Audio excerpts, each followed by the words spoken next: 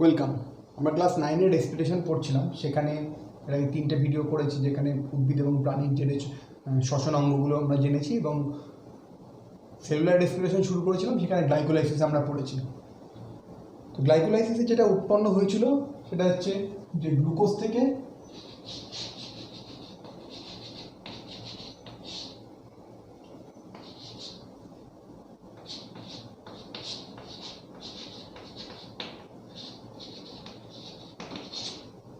দু অণু pyruvic acid উৎপন্ন হয়েছিল, সেটা সাইটোপ্লাজমে উৎপন্ন হয়েছিল।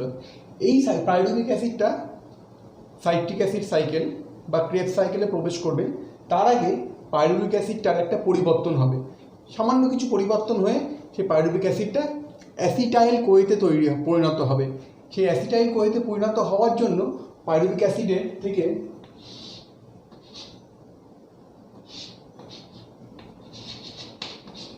পাইরুভিক অ্যাসিডের সঙ্গে কোএনজাইম এ যুক্ত হয় এবং পাইরুভিক অ্যাসিড থেকে যখন অ্যাসিটাইল কোয়ে তৈরি হয় তখন তার থেকে দুটো হাইড্রোজেন বেরিয়ে যায়। সেই দুটো হাইড্রোজেন গ্রহণ করার জন্য NAD+ আছে, অর্থাৎ NAD+ সেই দুটো হাইড্রোজেনকে গ্রহণ করে NADH+ H+ কনভার্ট হয়ে যাবে এবং এখান থেকে একটা কার্বন ডাইঅক্সাইড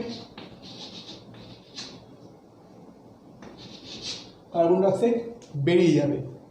আমরা দেখেছিলাম এর আগের ভিডিওতে বা বলেছিলাম যে পাইরুভিক অ্যাসিড হচ্ছে 3 কার্বন কম্পাউন্ড। তাহলে এখানে যেটা তৈরি হবে অ্যাসিটাইল কোয়ে,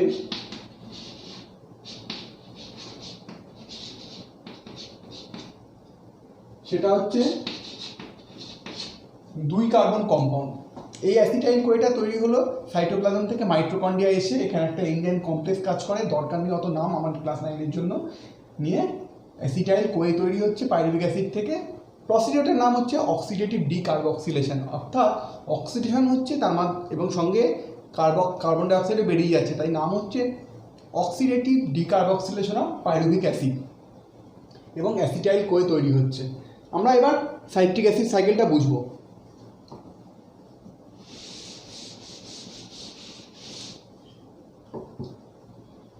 তাহলে আমরা পেলাম অ্যাসিটাইল কোয়ে,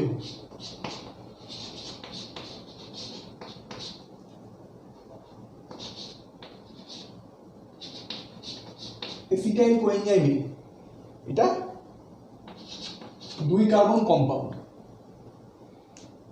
এই 2 carbon compound acetyl CoA citric acid সাইকেলে বা ক্রেবস সাইকেলে রিয়াকশন করবে পূর্ববর্তী অক্সালো অ্যাসিটিক অ্যাসিডের সঙ্গে।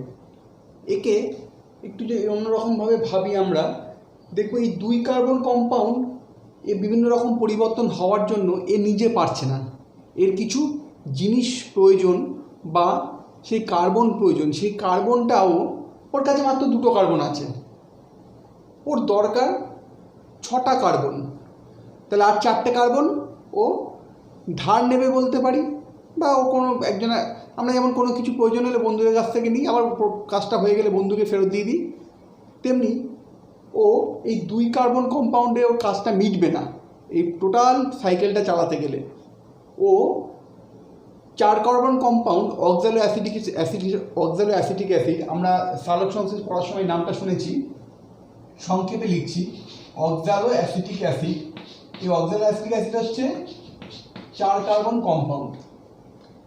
অক্সালো অ্যাসিডের সঙ্গেও রিয়াকশন করবে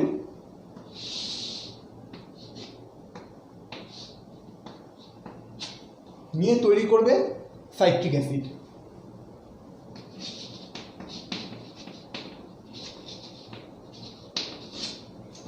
এই সাইট্রিক অ্যাসিডে 3টে কার্বক্সিল গ্রুপ থাকে, অর্থাৎ COOH গ্রুপ 3টে কার্বক্সিল গ্রুপ থাকে বলে এই first table product citric acid বলে, এবং তার মধ্যে 3টে কার্বক্সিলিক গ্রুপ থাকে বলে এটাকে TCA সাইকেলও বলা হয়। TCA cycle, try carboxylic acid cycle.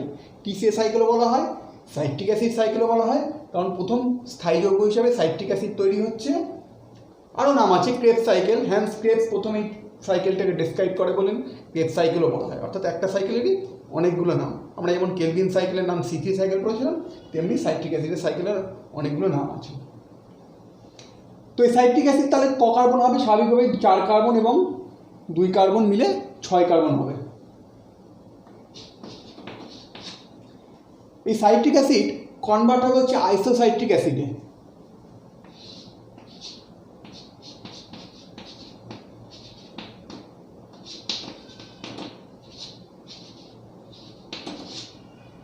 আইসোসাইট্রিক acid উচ্চযোগ কাজে লাগবে সিস অ্যাকোনাইটেস। আমার উচ্চযোগের নাম এই মুহূর্তে আমরা ক্লাস 9-এর জন্য বলছি না। আইসোসাইট্রিক অ্যাসিড পরবর্তী ক্ষেত্রে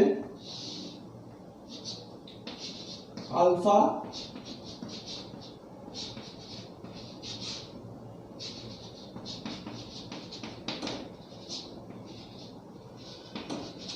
আলফা কিটো গ্লুটারিক অ্যাসিডে কনভার্ট হবে। আলফা কিটো গ্লুটারিক অ্যাসিডে কনভার্ট হতে গেলে সাইট্রিক অ্যাসিডের থেকে একটা কার্বন ডাইঅক্সাইড বেরোবে এবং 2টো হাইড্রোজেন বেরোবে। সেই হাইড্রোজেনগুলোকে অ্যাকসেপ্ট করার জন্য, আমরা আগেই জানি হাইড্রোজেন যখনই বেরোচ্ছে তখন অ্যাকসেপ্ট করার জন্য কে থাকছে? NADH।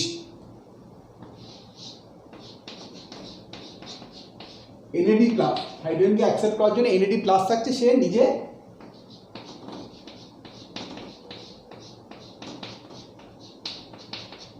NADH প্লাস H প্লাসে কনভার্ট হয়ে যাচ্ছে, তৈরি করলো আলফা কিটো গ্লুটারিক অ্যাসিড। এই আলফা কিটো গ্লুটারিক অ্যাসিড আবার তার থেকে একটা কার্বন ডাইঅক্সাইড বেরিয়ে যাবে,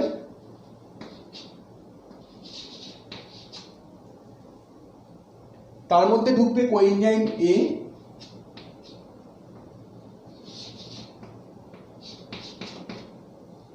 এবং আবার সেখান থেকে 2টো হাইড্রোজেন বেরোবে। একইভাবে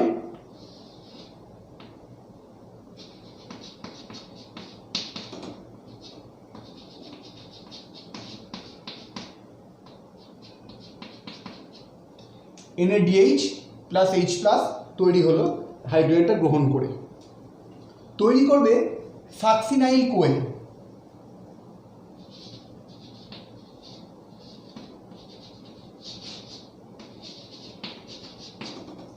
সাকসিনাইল কোয়ে। তাহলে আমি একটু যেটুকু বললাম সেটুকু বলি।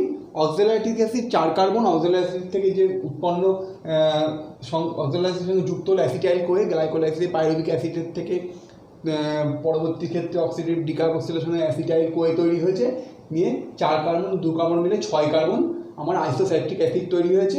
আইসোসাইট্রিক অ্যাসিড থেকে একটা কার্বন ডাইঅক্সাইড বেরিয়ে গেছে, নিয়ে 5 কার্বন হয়ে গেছে। এখানে 5 কার্বন কম্পাউন্ড, এটা 5 কার্বন কম্পাউন্ড তৈরি করছে আলফা কিটো গ্লুটারিক অ্যাসিড।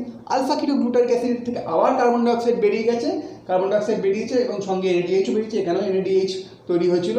নিয়ে তো এবার তাহলে আরেকটা কার্বন ডাইঅক্সাইড বেরিয়ে গেলে এটা কার্বন হবে 4 কার্বন, 4 কার্বন কম্পাউন্ড তৈরি করলো হচ্ছে সাকসিনাইল কোয়ে। এখানে যে দুটো কার্বন ছিল অ্যাসিটাইল কোয়ে, অর্থাৎ পাইরুভিক অ্যাসিডের 3 কার্বন ছিল, সেখান থেকে একটা কার্বন ডাইঅক্সাইড বেরিয়ে গিয়ে এখানে 2 কার্বন কম্পাউন্ড অ্যাসিটাইল কোয়ে হয়েছে। এই অ্যাসিটাইল কোয়ে 2টো কার্বন ডাইঅক্সাইড, কার্বনের কিন্তু 2টো কার্বনই কার্বন ডাইঅক্সাইড হিসেবে বেরিয়ে গেছে, পড়ে যাচ্ছে শুধু এর কার্বনগুলো, অর্থাৎ অক্সালাইসিক অ্যাসিড। কিন্তু আমাদের তো বিক্রিয়ায় অ্যাসিটাইল কোয়ে এসছে, অক্সালাইসিক অ্যাসিড আমরা বলেছিলাম সাহায্য লেগেছে।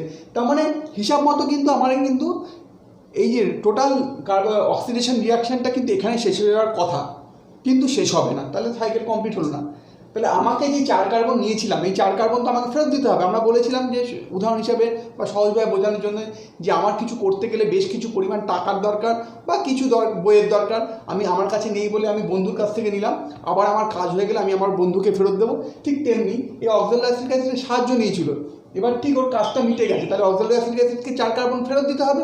ঠিক তাই জন্য বিক্রিয়াটা চলতেই থাকবে।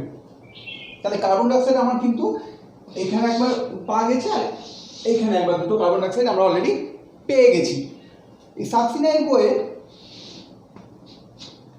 থেকে সাকসেনিক অ্যাসিড তৈরি হবে।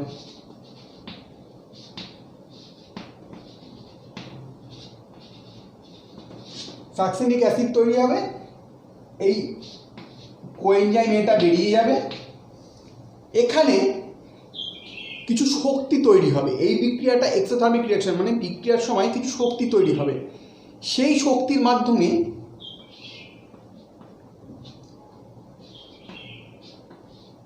GDP plus PI, guanosine diphosphate, এটিপির মতনই একটা জিনিস হচ্ছে জিটিপি। জিটিপি কি আমরা ক্লাস 10-এ নিউক্লিওসাইড যখন আরও ভালো করে পড়বো তখন জিডিপি বা এটিপি বিষয়গুলো আমরা জানবো ভালো করে।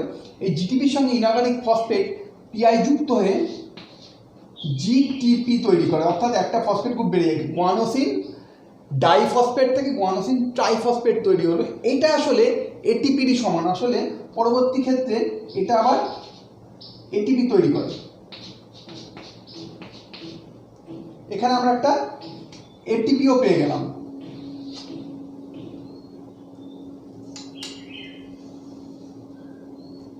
আচ্ছা, এটিপিটা হয়তো দেখা যাচ্ছে না বোর্ডে, আমি একটু পরিষ্কার করে এখানে লিখি।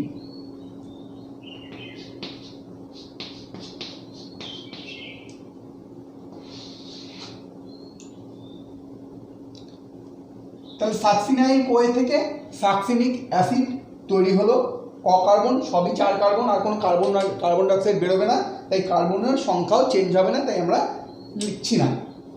সাকসিনিক অ্যাসিড থেকে তৈরি হবে ফিউমারিক অ্যাসিড।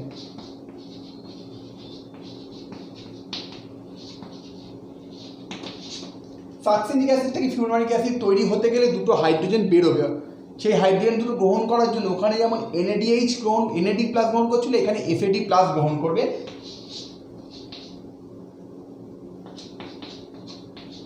FAD গ্রহণ করে FADH2 তৈরি করবে। এবার ফিউমারিক অ্যাসিডের থেকে তৈরি হবে ম্যালিক অ্যাসিড।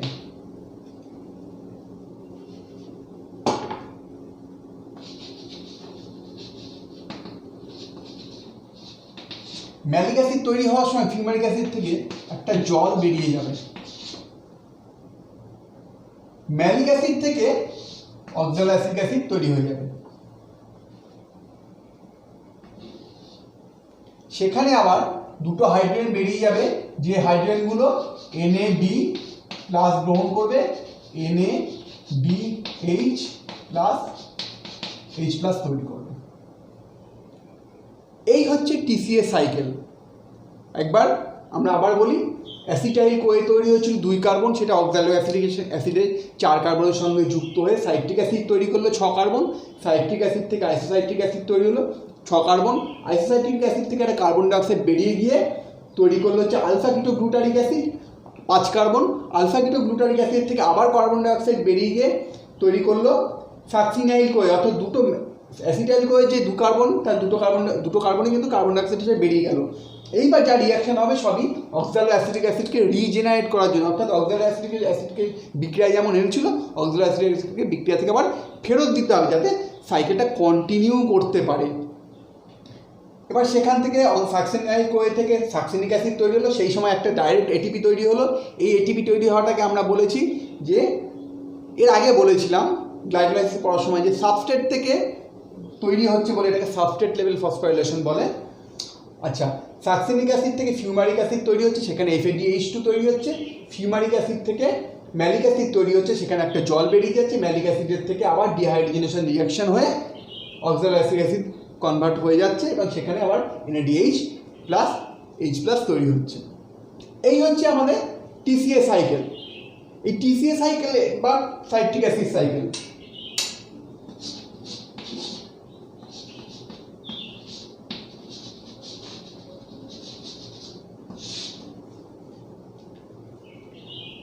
কেন TCA সাইকেল নাম? কারণ citric acid first stable product.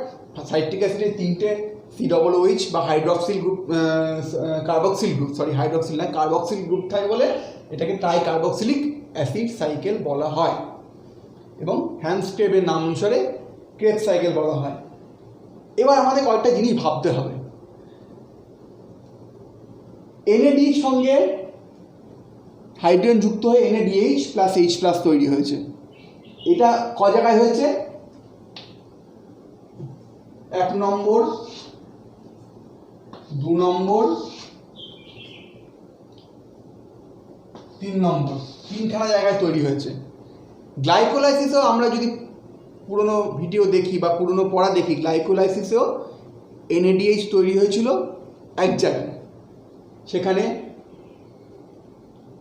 Phosphoglyceric acid থেকে ফসফোগ্লিসারালডিহাইড থেকে যখন 1,3,5 ফসফোগ্লিসারিক অ্যাসিড তৈরি হচ্ছে তখন রিডাকশান হয়েছিল এবং সেখানেও তৈরি হয়েছিল। এবং যখন অ্যাসিটাইল কোয়ে তৈরি হচ্ছে তখন একবার NADH প্লাস H প্লাস তৈরি হলো। তাহলে কতগুলো তৈরি হচ্ছে? এত যদি NADH তৈরি হতো। আচ্ছা, এখানে একটা কথা আমার বলার বিষয়, সেটা হচ্ছে অ্যাসিটাইল গ্লুকোজ থেকে এক অণু গ্লুকোজ থেকে 2 অণু পাইরুভিক অ্যাসিড তৈরি হয়েছিল। তাহলে 2 অণুই আমার অ্যাসিটাইল কোয়ে তৈরি হয়েছে, অর্থাৎ এখানে অক্সালোঅ্যাসিডে 2 অণু লাগবে, অর্থাৎ টোটাল রিয়াকশানটাই 2 বার করে হবে। অর্থাৎ যা যা লেগেছে সবই 2 অণু করে। তাহলে আমরা যদি একটু হিসাব করি খুব ছোট্ট করে, বেশি ডিটেলসে আমরা যাব না। গ্লাইকোলাইসিসে আমার দেখেছিলাম এটিপি তৈরি হয়েছে, নেট গেইন এটিপি ছিল 2 অণু। ক্রেবস সাইকেলে এটিপি তৈরি হচ্ছে এক জায়গায়, তার মানে আসলে 2 অণু, কারণ প্রত্যেকটা জিনিসই দুখানা করে 2 অণু করে হয়েছে, 2 অণু। তার মানে টোটাল আমার এটিপি তৈরি হলো 4 অণু এটিপি।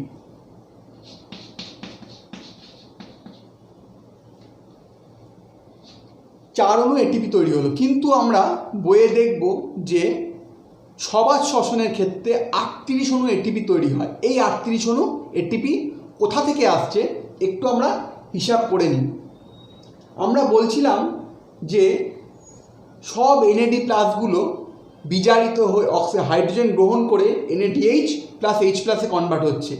এইভাবে যদি সব NADH প্লাস H প্লাসে কনভার্ট হতে থাকে তাহলে এক সময় NADH এর পরিমাণ NAD প্লাসের পরিমাণ শেষ হয়ে যাবে। সাপোজ আমাদের বাড়িতে অনেক বাসন আছে, আমরা খাওয়া দাওয়া করি, সেই বাসন যতই থাক না কেন আমরা যদি রোজ আমরা আজকে খেলাম, ম্যাক্সিমাম কালকে খেলাম, তাহলে দেখবো কিন্তু আমাদের থালা শেষ হয়ে গেল। তাহলে আমাদের কী করতে হবে? থালা বাটিগুলোকে আবার ওয়াশ করতে হবে। ঠিক তেমনি এই যে NAD প্লাসগুলো খরচা হচ্ছে, এই NAD প্লাসগুলোকে যদি আমি আবার NAD প্লাসে কনভার্ট না করতে পারি, অর্থাৎ NADH প্লাস H প্লাস তৈরি হচ্ছে, এই NADH প্লাস H প্লাস থেকে যদি আবার উল্টো দিকে NAD প্লাস তৈরি করতে না পারি, তাহলে কিন্তু আমাদের কোষে বা উদ্ভিদের কোষে বা যে কোনো অর্গানিজমের কোষে কিন্তু একসময় NAD প্লাসের ঘাটতি দেখা যাবে। কিন্তু সেটা বায়োলজিক্যাল সিস্টেমে সেটা হয় না। NADH প্লাস H প্লাস থেকে আবার NAD প্লাসকে তৈরি করা সম্ভব। কি বললাম? আমরা একটু মুছে আরেকবার বলি।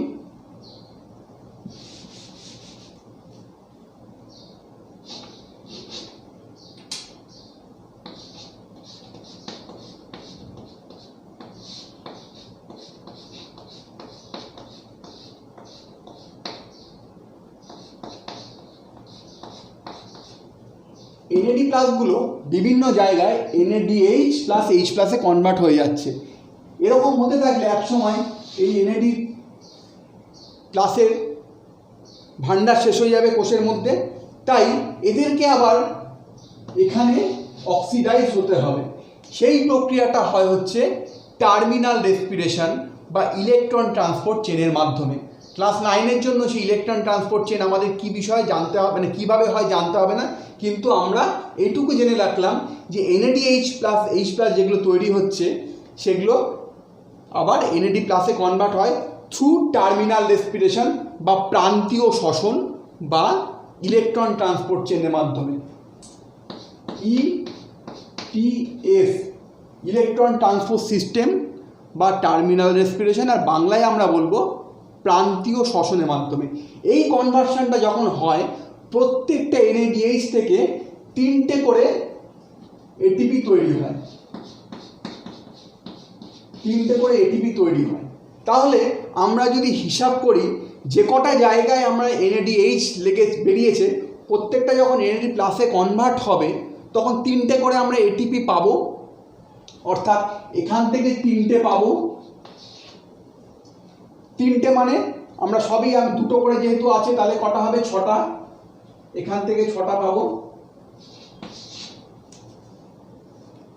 এগুলো আমরা মুছে দিলাম।